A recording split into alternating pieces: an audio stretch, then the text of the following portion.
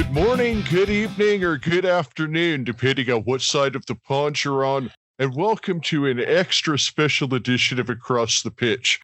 My name is Phil Kennedy, and I'm joined today by co-host Darren Woodhead, where we're honored to have the author of a brand new book, Football's Black Pioneers, which is the story of the first black player throughout history for every club, all 92 English Football League clubs. It's just an excellent book, and Bill Hern has joined us today to talk about his fantastic book. Welcome to the show, Bill. Thank you very, very much. Thank you for having me. Yeah, thanks for coming on, Bill. Pleasure. It's a pleasure to have you on the show, and thank you again for taking some time with us today. And now we understand, we'll come to this more a bit later, but you're a Sunderland fan, so tell us a bit about how you started supporting Sunderland before we kind of get into the book. Well, it's where I was born. So my parents, grandparents supported Sunderland. And I started supporting them in 1963-64. And we were promoted that season. And I went to my first game the season after. And I thought I'd get asked about Sunderland. So I checked today what the score was. And I realised we scored in the first minute. And I must have thought, this is great.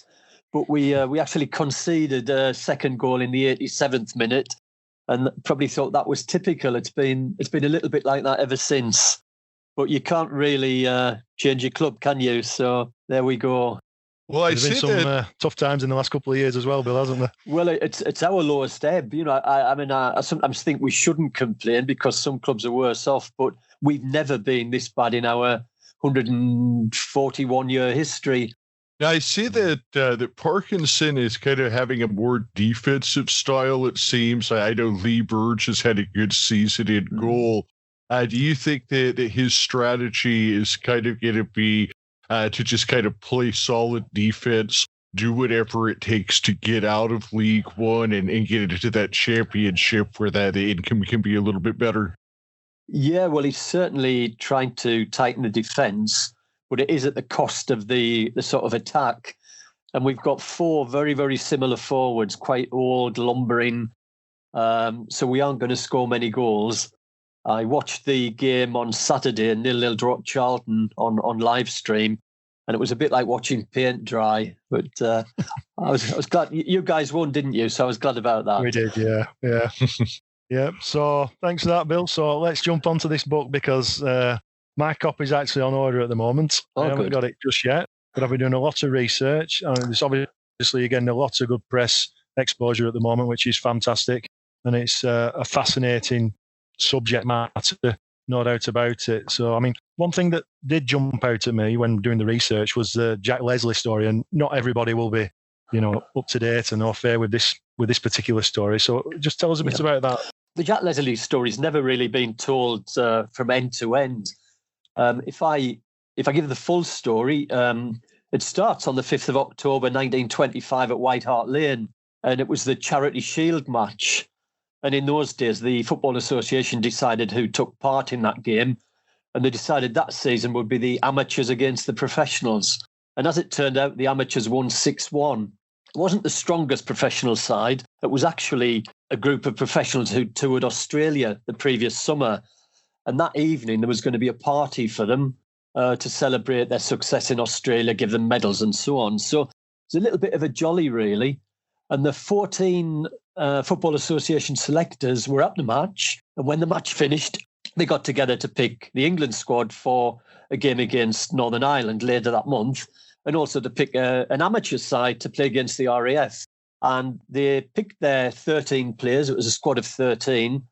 And they'd been so impressed with the amateurs, they actually selected 3 amateurs to play in the full England team, including one, Claude Ashton, who, although he'd scored 4 goals in the Charity Shield final, had never played for England before. He never played for them again, and he was actually made captain. So I think there's a little bit of elitism perhaps crept into the selection there. And one of the travelling reserves was Jack Leslie. And Jack was a very, very good player with Plymouth Argyle in Division 3 South. And a lot of people have said, well, we don't believe it. We don't think anyone from the 3rd Division could have got picked for England. But as you've heard, 3 amateurs were in the side.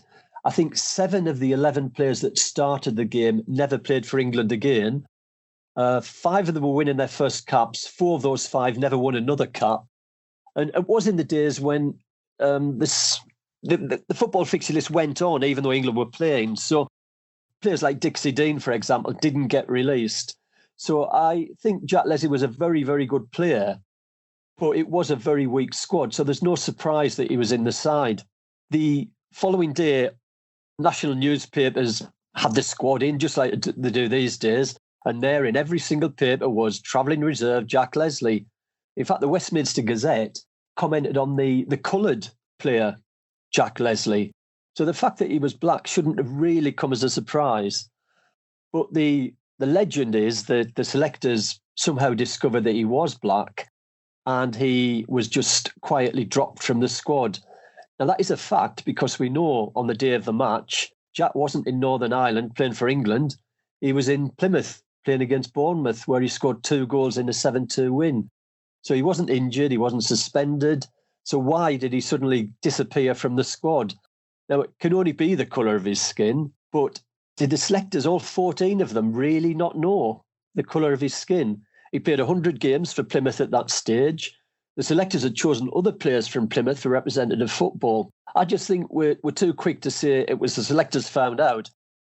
I wonder whether it isn't a case of somebody superior to the selectors got involved and said, we cannot have a black man playing for England. We'd probably never get to the truth of it, but Jack never played for England again. He never got selected again. Went on to be a very, very good servant to Plymouth. Played 400 games, was made club captain, which was very unusual for a black player to be club captain. And thankfully, he's been recognised now. The Jack Leslie campaign have done a fantastic job, and they've secured funding to have a statue erected to Jack outside Plymouth Argyle's ground.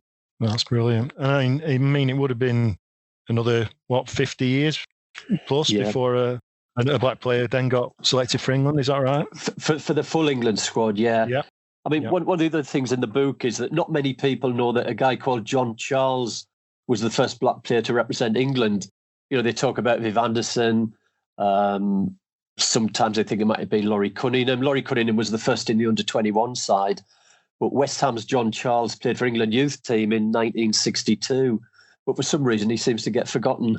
Oh, that's interesting. Really, really interesting story. You spoke to many players with Anderson himself, didn't you? Chris Kamara. Yeah. Were there any standout people and moments through the...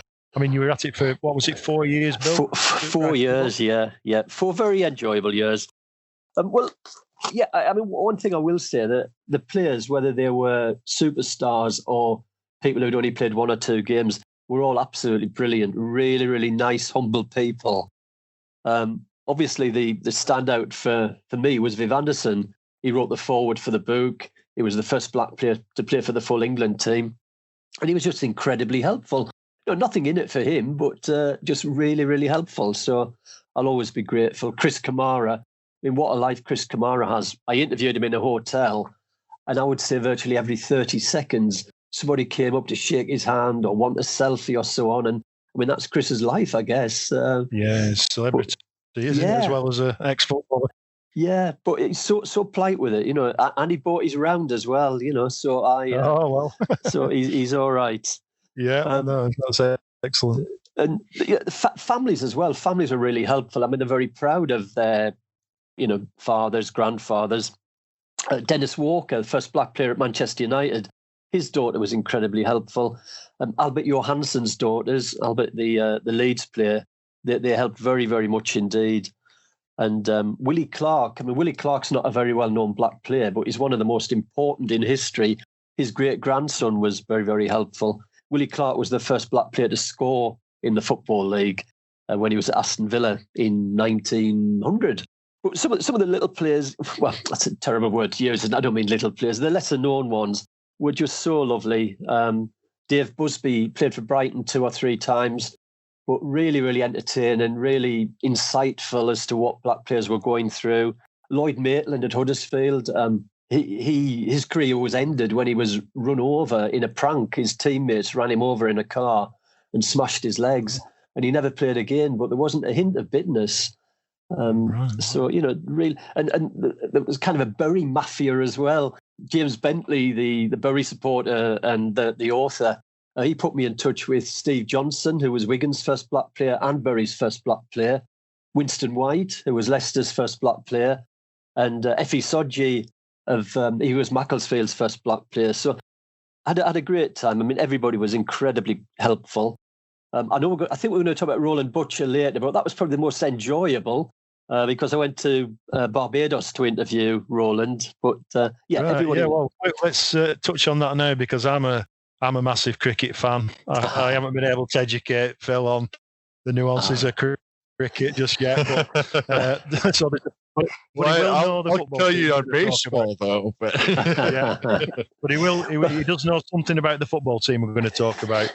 Okay. So tell us a bit about that story, Bill. Okay, well, there were a few players played in the States as well. So, we might cover them later. Carl Valentine, I know he's a Canadian, but Carl Valentine was Oldham's first black player. He was kind of a legend in Canada in Vancouver. But anyway, Roland, I'm sure Phil would get to like cricket if he could visit Barbados and see where Roland's based. I interviewed him at the University of the West Indies, where he used to work. He's retired since then. Roland was born in Barbados, but as is often the case for the Windrush generation, his parents moved across to England to build a life there, and then they would call for their younger children to come across and join them. Roland's parents moved across to London, later moved to Stevenage, and left Roland in Barbados to be brought up by his grandmother. And when he was about 13, they called for him and said, come across to England. And when he got to England, he realised that having played cricket all of his childhood, it was football that ruled the roost in England. So he started playing football. Like so many people, he turned out to be good at football and cricket, which is quite sickening, really, when you're not very good at anything. One day he'd been playing football in the park, and some guys, older guys, were setting up a cricket pitch. And it turned out it was Stevenage's third 11, and they asked if somebody would fill in, and Roland said he would.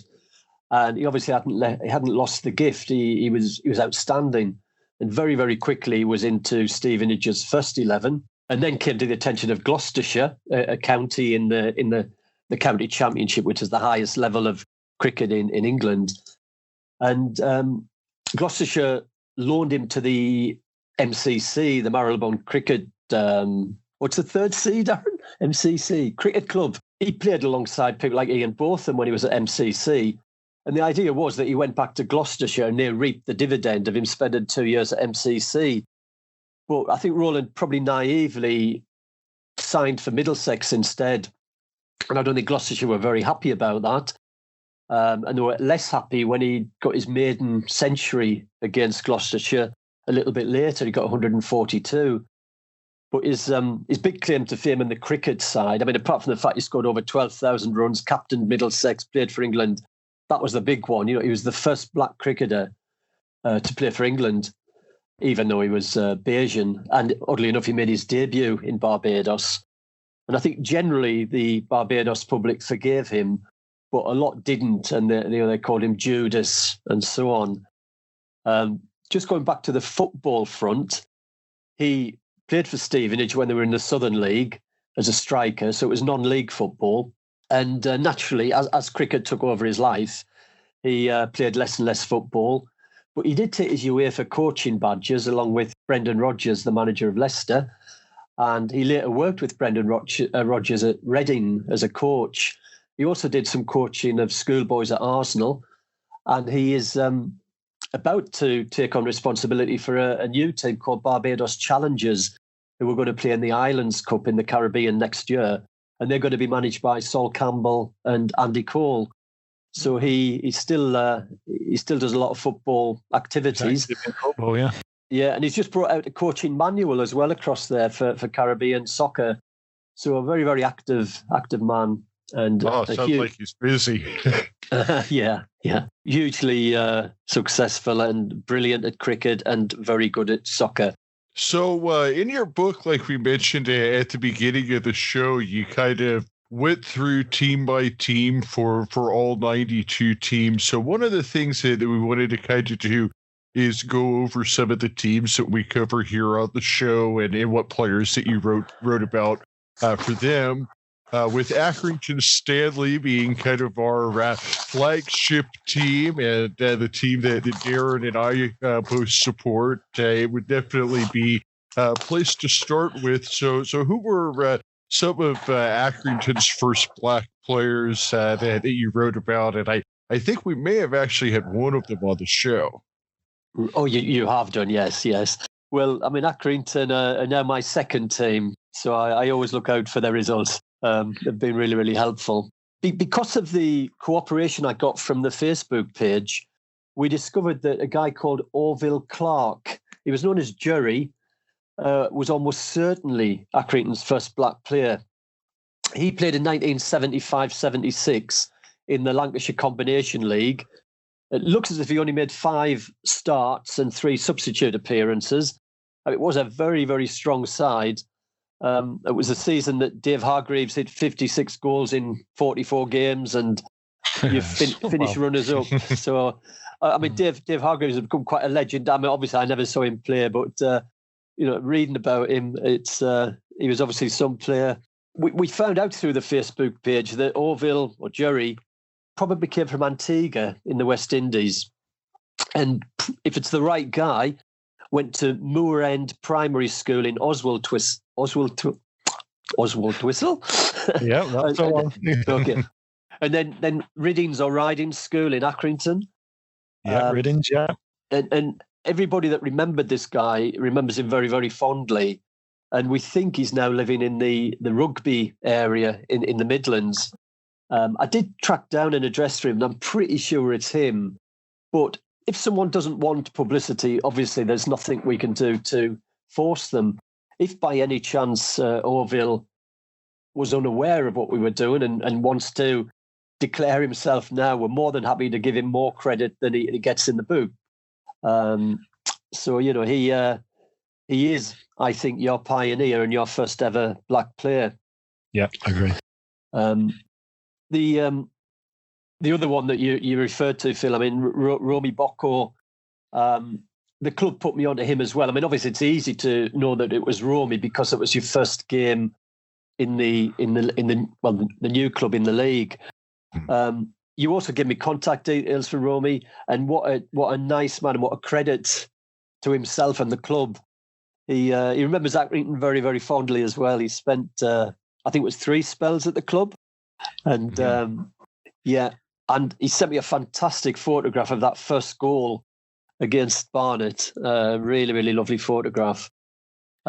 His story is an interesting one. His father came from Benin in Africa and married a French lady, and they lived in a very, very small town in France. And the only thing I could find interesting about it was apparently Edith Piaf's grandmother ran a brothel there. So what makes Romy remarkable? I mean, talk about wanderlust. He's obviously started playing in France. He played professionally in France very briefly. Then he joined Accrington. He didn't really know a lot about Accrington, but he was happy here or happy there. Did well. He then went to Sligo in Ireland and had several spells there. He was actually the victim of racial abuse in Ireland, which he wanted to play down, but hit the headlines, and a player was suspended for 5 matches. I didn't know that. Yeah, but he was a very he didn't like fuss. I'm sure he did suffer racism, but he just wanted to get on with life. He played in Shanghai, played in China, and he said there was absolutely no racism there because it was such a mixed community. And he also played in India. He played for Bharat FC. So amazing, really, that he's played professionally in France, England, Ireland, China, and India. And of course, in his international career, he played in so many more countries. And he calculates that he's played in 75 different countries, which is pretty. Wow, that's incredible. Yeah. I'd like to see his passport. And I mean, he still lives in England.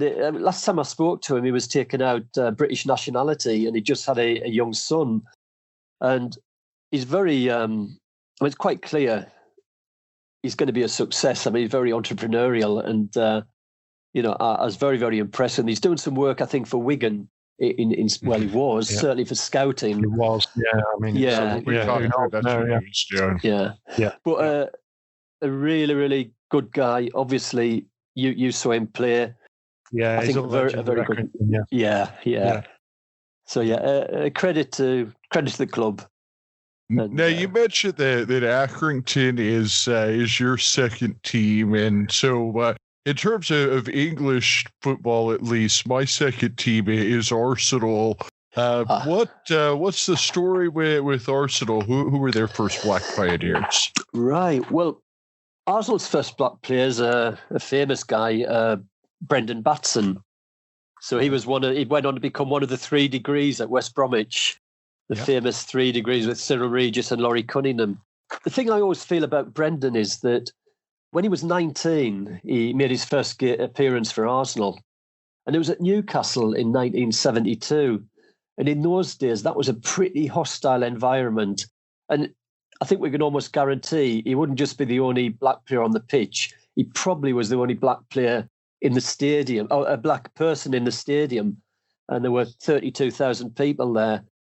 And I would imagine that the manager, Bertie Mee, didn't really give much thought to race, to colour of skin and so on, because it didn't seem to be an issue in those days. But I think Brendan would have taken some stick when he got up. He was substitute and he was warming up to come on for Charlie George. But, perhaps with a little bit more sensitivity or a bit more experience, it might have been better to give him his first game at Highbury, somewhere less hostile. But it clearly didn't hold his career back. He was never a regular at Arsenal, but he went on to become an extremely good player, playing in the top division for West Brom.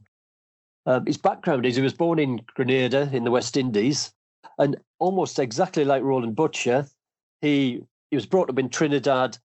He was moved to England when he was 9 to go and live with his aunt, who was a midwife. So again, a typical Windrush generation situation where someone comes across, joins the NHS, and so on.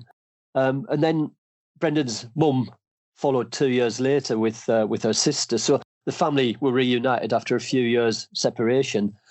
Like Roland, Brendan had never played football until he came to England. So obviously he quickly adapted to it. Played for a very, very good Arsenal youth team that won the FA Youth Cup. And, was a good player. I don't think Bertie Mee wanted to release him when he left Arsenal, but he wanted regular first-team football. So he went to Cambridge in 1974. He would have been Cambridge's first black player had Dennis Walker, who I'd mentioned earlier at Manchester United, not beaten him to it. He went to sign for Ron Atkinson at West Bromwich in 78. And again, he just missed out on being the first black player there because Laurie Cunningham had beaten him to it. But one thing that makes me quite sad about Brendan, or at least Brendan of old, in 1975 he was interviewed and he talked about being a footballer. And he said, from a social point of view, I will be more readily accepted. So he felt as a black person, he had more chance of being accepted when he was a footballer than if he'd been a normal, non-footballing black person. And the article that this is contained in is very, very typical for the day. It's written by a very famous English journalist called Bernard Joy. And the context was that West Germany were going to play England soon. And bear in mind, this is 1975, they were going to field a coloured player, which was really, really unusual. And Bernard Joy's view was that it's unlikely that England will ever play a coloured player because there are 4 barriers. Their temperament, this is black players' temperament, English conditions, they can't adapt to English conditions, physical contact, they're weak, and barracking, they couldn't take the racist abuse. Wow.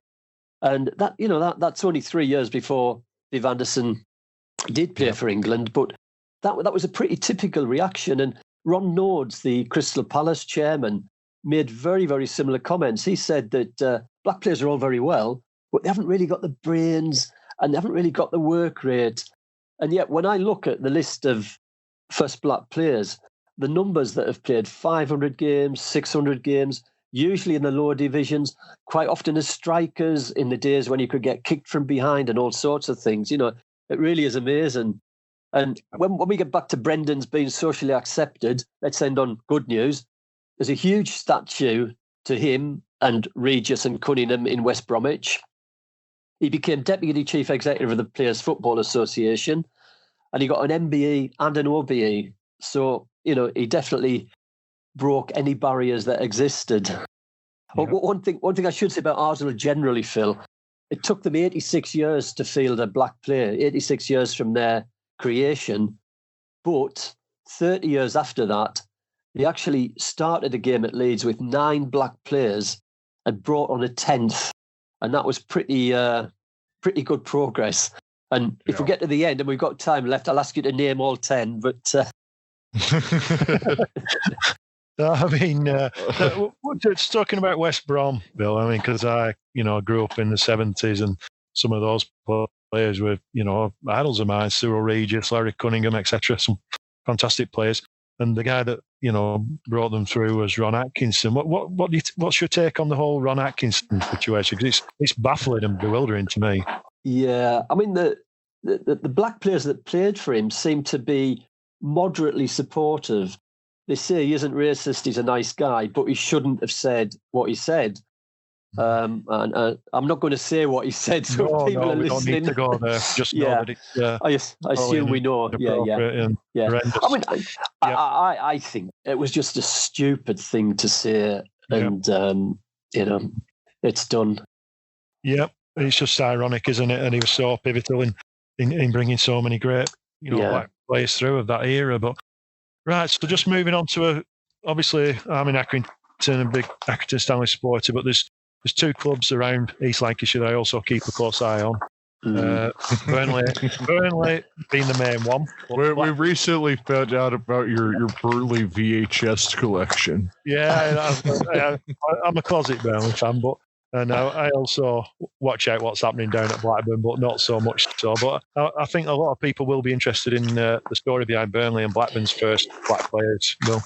Yeah, I mean, Burnley and Blackburn, it was a long time before they played a black player. Yeah, but I'm going to. I mean, there's nothing to be ashamed of in that. So, I mean, I'm going to defend Burnley here. Their first black player was Les Lawrence, and that was as recently as 1984. But Les had already been the first black player at Shrewsbury almost 10 years earlier. Les signed from Rochdale, and he'd been a bit of a failure at Rochdale, having scored 22 goals for Aldershot the previous year. And I think Rochdale were quite pleased to send him off to Burnley.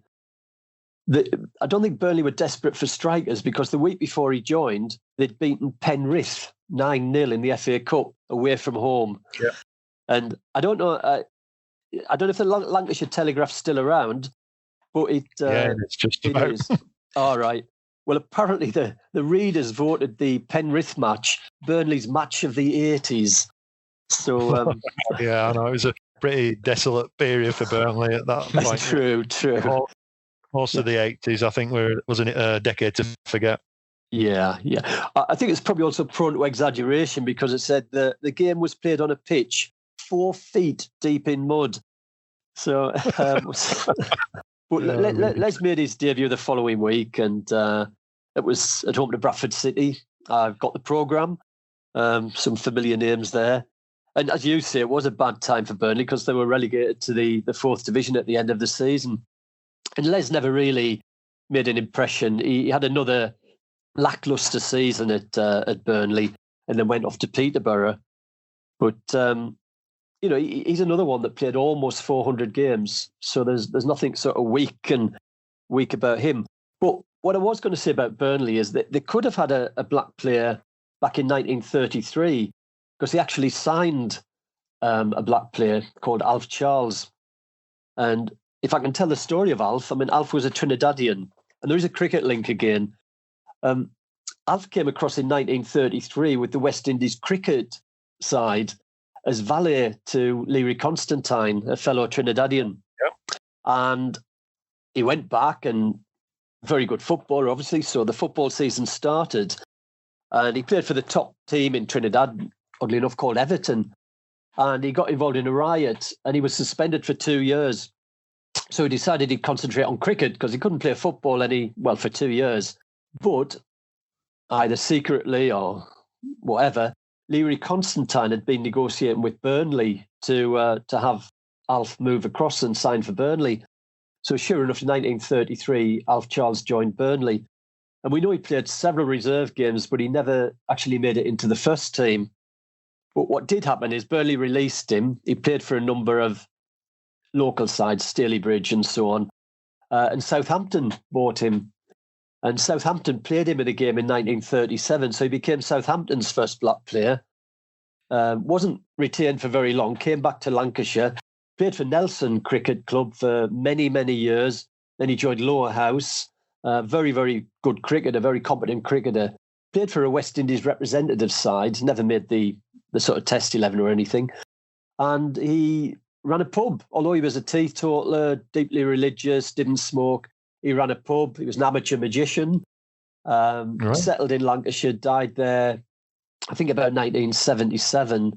So he was very, very close to being Burnley's first black player. So if there's any inference that Burnley wouldn't take black players, then they did. They had one in 1933, just didn't quite make the first team. Blackburn were the last of the substantive clubs to play a black player. Okay. But by that, I mean, not the sort of new boys that have just joined, like Harrogate and so on and so on. Yeah. So Blackburn were the last in 1987, and that was Howard Gale was their first black player. Howard did have reservations about going to Blackburn. He'd heard bad things about them, but he didn't have many options. He'd been released by Stoke. He didn't have a club to go to. And in fairness, he seems to have enjoyed his time at Blackburn. Probably helped because he did quite well. He scored a lot of goals and did well. But he does tell a story of... there's a legendary event in 1978 where Vince Hilaire of Crystal Palace was abused horrendously at Blackburn. And that kind of put him off. But he was okay at Blackburn. Yeah, he did well. I remember him. And I remember him at Liverpool as well, actually, before that. Yeah. Well, he was first black player at Liverpool and at Newcastle. And it's interesting. A lot of the players said they don't understand how supporters boo black players of the opposition, and yet they don't boo me. And I mean, Gale's a classic example, really. I mean, he played for Newcastle in 1982. He went back in 1985 with Sunderland, famous game, New Year's Day 85. There were two black players on the pitch, Gary Bennett and Howard Gale. They were both abused throughout, and both were sent off. And they just couldn't take any more, really. And, Gale had been playing for them 3 years before. Mm-hmm. And probably the worst example of supporters booing their own players is Chelsea and Paul Canaville. I mean, Chelsea was so racist at the time, obviously a minority, that they actually booed their own black player, which wasn't normal. Millwall didn't do that. Millwall supported their black players to the hilt, but were horrible to the ones that weren't in their team. Yeah. So, and I don't know how it affected Howard. I mean, he probably know he was offered an MBE, and he turned that down. He said he really, really doesn't want to be part of Empire, and he doesn't really see the fight for equality ever ending. He thinks racism has existed since time began and will go on. But I know Howard quite well, and he actually came to Accrington at the back end of his career. After he'd finished professional football, we were in non-league. He signed, played 45 minutes, came off at half-time, and we never saw him again. So I think he just had enough football at that point. Had enough. Yeah, but he was a fantastic player, was Howard Gale, actually. Yeah, in his day, yeah. All right, so I think that now is a good time for us to talk a little Sunderland with you, because I know we promised you that back at the beginning of the show. So one of the first things that we kind of always ask everybody that comes onto the show is if they've seen the Sunderland Till I Die documentary, which I'm sure you have. So what are your thoughts on that show? Well, oddly enough, I found the first one quite inspirational, but the latest one I just found thoroughly depressing. When you see the kind of people that are running or ruining your club, it is a little bit depressing. So, and I wasn't impressed with the caliber of the people in charge of the club, put it that way. And it was a miserable season. So it was. The taxi driver. Do you remember the taxi driver? Who was a. Yeah. I think the taxi driver was everybody's favorite. Well, he wasn't. I was on TalkSport Radio, Hawksby and Jacobs, and I'm conscious of my accent. And I said to the guy, you know, like, I've got a broad Sunderland accent. And he says, "Don't worry, we had the taxi driver on last week." He was your warm-up guy then. Yeah. I mean, it's addictive viewing for neutrals, but like you say, from a Sunderland fan's point of view, it must be, insulting a little bit to watch it like that. Most of the players don't seem to have thought it was a good idea, and I guess it's a bit like being on Big Brother, isn't it? Yeah. I don't think it went down well with the players themselves. Yeah, I would say that it would probably be a difficult work environment to come in every day and know you're going to have a camera in your face when things aren't going well. But I would say, at least as somebody from the outside looking in and being here in the U.S., I would say that there's a lot more people in the U.S. who know who Sunderland are now because of the show. Yes. So it certainly has helped with international exposure, I would say. Absolutely, yeah, I agree with that. Yeah. Because we did have a little bit of interest from Americans in buying the club, and the general thought is that was inspired by the documentary, you know, that they'd seen it and thought, wow, this looks like it's got potential. That was that Dell guy, right? The Dell computer guy, I think at one point. Yeah, we were so excited by that. I can't imagine anybody buying a club in the current environment.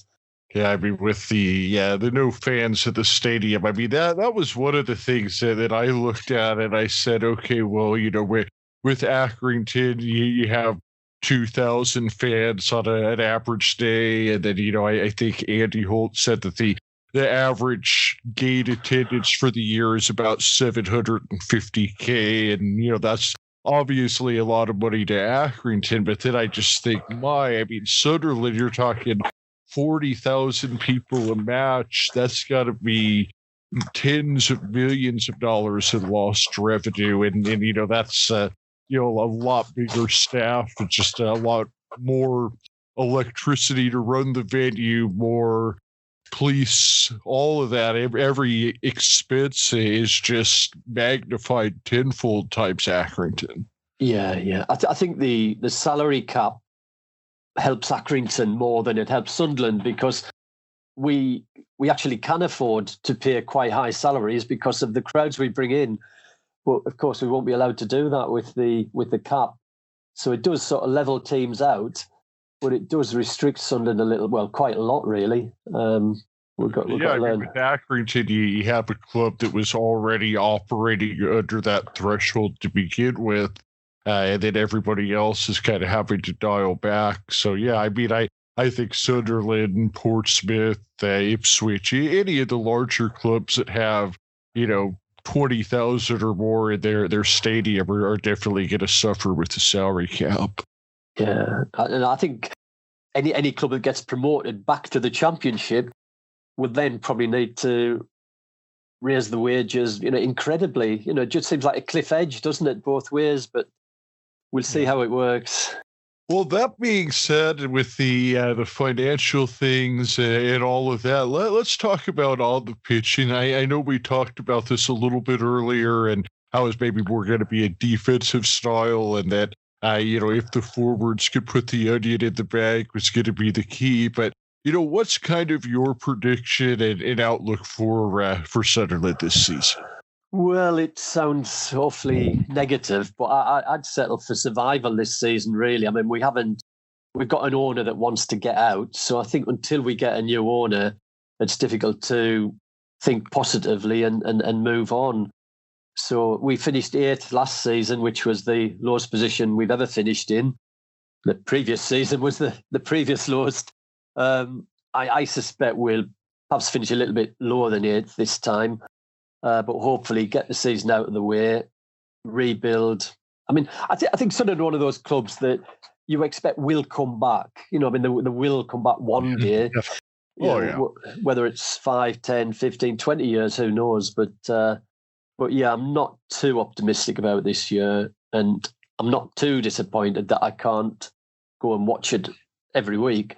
I mean, I might watch somebody else, but yeah, I think it might be. What do you think about the fact that this year it seems like they've finally committed to bringing in a manager that understands this level? I think before they were just kind of wanting to win with a manager that they thought was ready to go to the championship and above, and now they've brought in a manager that has managed at this level before to kind of get them out of it, maybe understand some players a little bit more. Of course, you've gotten rid of the Jack Rodwells of the world. Do you think, how much of that do you think is a positive? Because I don't know. I think that as an outsider, I think that Sunderland has moved in a good direction from where they were last year, and just that maybe addition by subtraction, if you will. Yeah, I mean, I understand the theory of, you know, getting a manager that understands the league. I mean, that's what we did the last time we were in the third division. We got Dennis Smith, who knew that league inside out and got us out in the first season. I don't know how hungry Phil Parkinson is now. He's been around a long, long time. The theory's good. You know, he understands that league. He can get teams out of that league, and I hope he does. Certainly, it's not good to watch. And again, the last time we were in the third division, we had a great time. You know, we were winning, scoring goals left, right, and centre. But if we do get out this time, it's going to definitely be a grind. Yeah, a lot of 1-0 victories.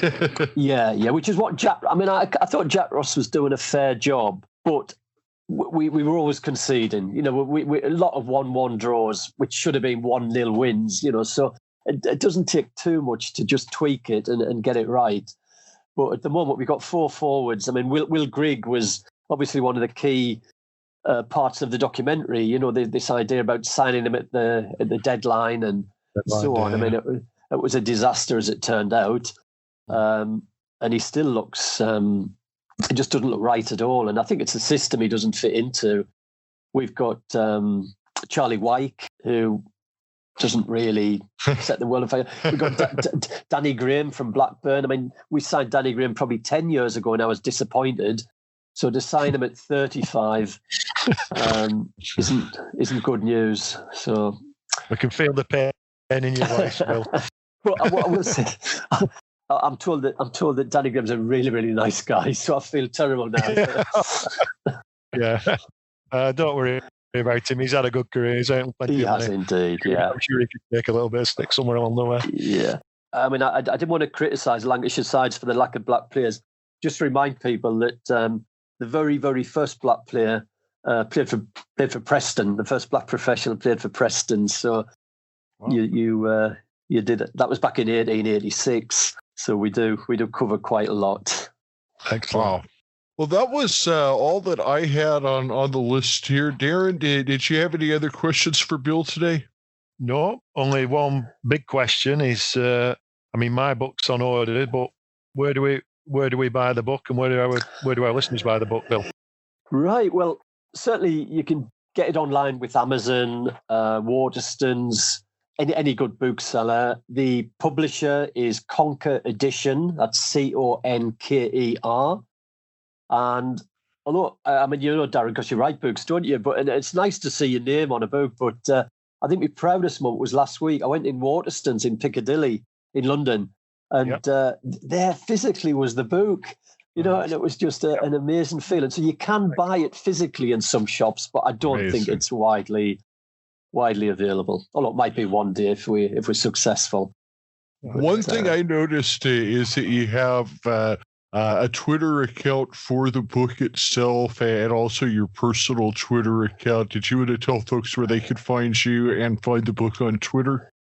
Yeah, it's far better to use the Football's Black Pioneers account. That's the name of the book. It's the best Twitter account to use. And there's also a blog as well. So, for example, we felt so bad about Bury not being included in the latest book. So we're going to include a chapter on Bury on the blog. And we did likewise with Notts County. Notts County only just missed out on the league. So although we've got the book with the 92 league clubs, we do intend putting a few of the non-league clubs on the blog. I imagine Notts County might be one to look at. The very, very interesting story, Notts County. Very popular player, Pedro Richards, who unfortunately died very young.